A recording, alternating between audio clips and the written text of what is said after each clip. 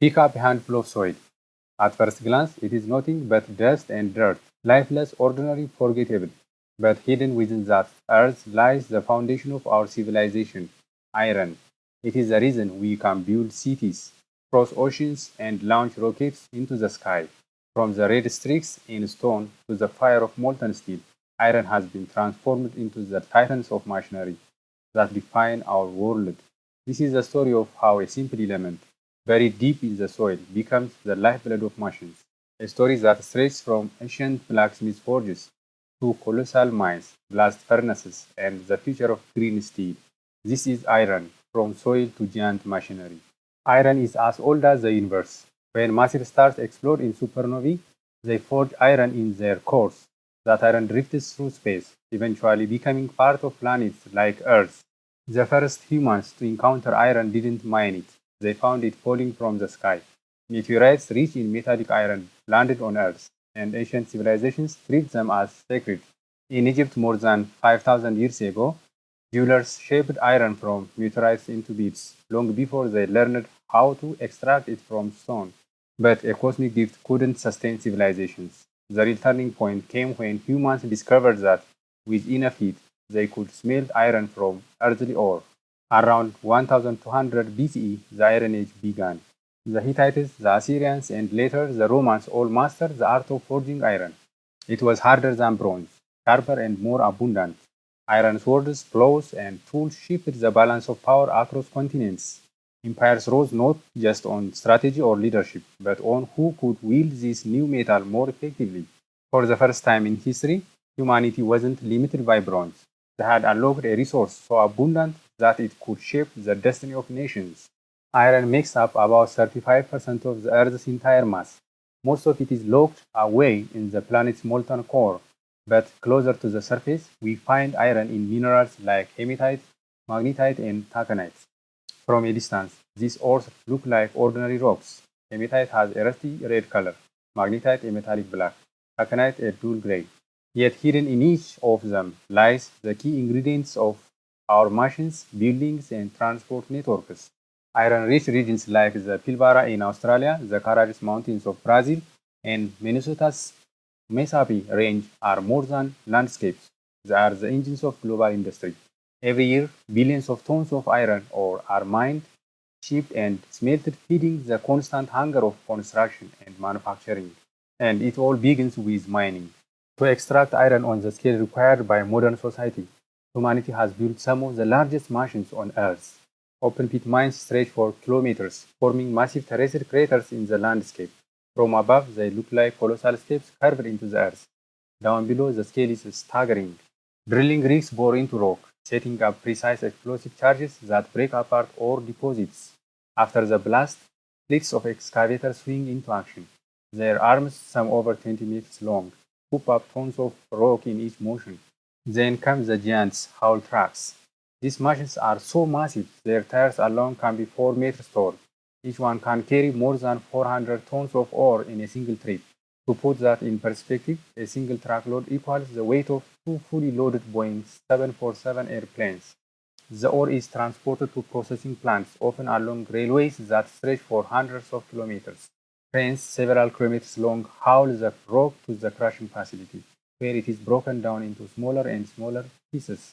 Magnetic separators pull the iron-rich material away from waste stone, leaving behind concentrated ore ready for smelting.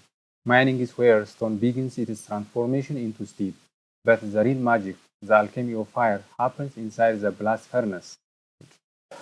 Blast furnaces are among the most awe-inspiring structures in industry. Some tower more than 30 meters high, continuously consuming iron ore, coke, and limestone.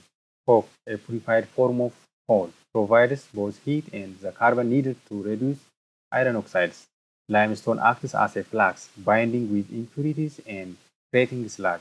Inside, the temperature climbs above 1500 degrees Celsius.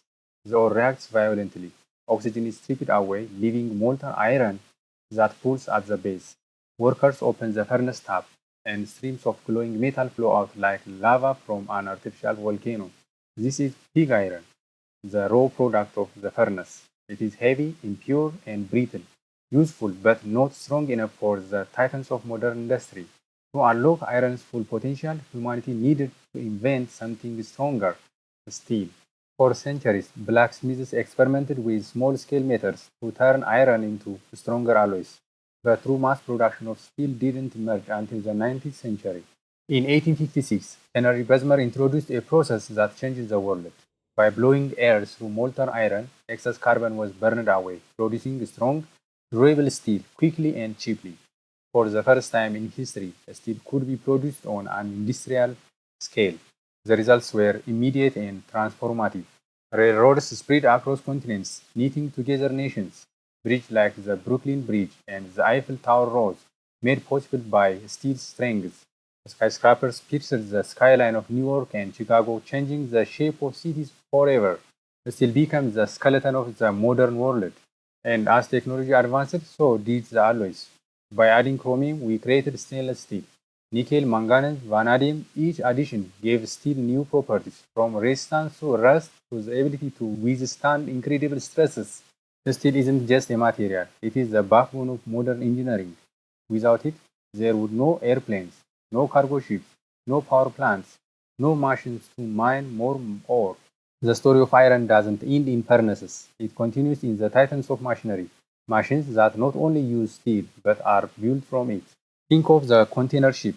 Some stretch more than 400 meters in length, carrying 20,000 steel containers at a time, enough cargo to fill an entire city block. Their hulls are forged from steel, their engines powered by it, their cranes lifting loads that would have been unimaginable just a century ago. Or consider the railroads. The steel rails crisscross the world, carrying trains thousands of kilometers. Some of those trains themselves haul nothing but iron ore, feeding the same steel mills that will build future trains, a cycle that never ends. Towering cranes rise hundreds of meters into the air, lifting prefabricated steel beams into the place for skyscrapers. Excavators, bulldozers, and tunnel boring machines reshape entire landscapes, all powered by the very metal they were built from. This is the great paradox of iron. Machines made of steel exist to mine and shape more steel. It is a loop of creation and consumption that has defined human progress for centuries. But iron's story isn't only about machines, it is also about us. Every red blood cell in your body contains iron. It binds with hemoglobin, carrying oxygen from your lungs to every living cell. Without iron, life as we know it would be impossible. The same element that gives skyscrapers their strength also keeps you alive every second of the day. In a very real sense, iron flows through both our cities and our veins. Yet there is a challenge. Steelmaking is one of the most carbon intensive industries on Earth, responsible for around 8% of global emissions. The same process that built our world is also shaping our climate. But the story of iron is not ending, it is evolving. Around the world, companies are pioneering green steel. Instead of using coke to reduce iron ore, they are experimenting with hydrogen. When hydrogen reacts with oxygen, the byproduct isn't carbon dioxide, it is water. Entire steel plants are being redesigned to adopt this cleaner method. Meanwhile, recycling has become a cornerstone of the steel industry. Unlike many materials, the steel can be melted down and reused endlessly without losing strength. Already more than a third of all steel produced comes from scrap. And beyond Earth, scientists are imagining mining iron on other worlds. The moon, Mars, and asteroids are rich in iron. One day, the same process that built our cities might be used to build bases, spacecraft, and machines across the solar system. So the next time you see a ship in a harbor, a train crossing the horizon, or a skyscraper climbing into the sky, remember where it began. Not in a factory, not in a design studio, but in the soil beneath our feet. Iron transformed by fire, forged by machines, and lifted to greatness. From dirt to steel, from soil to giant machinery.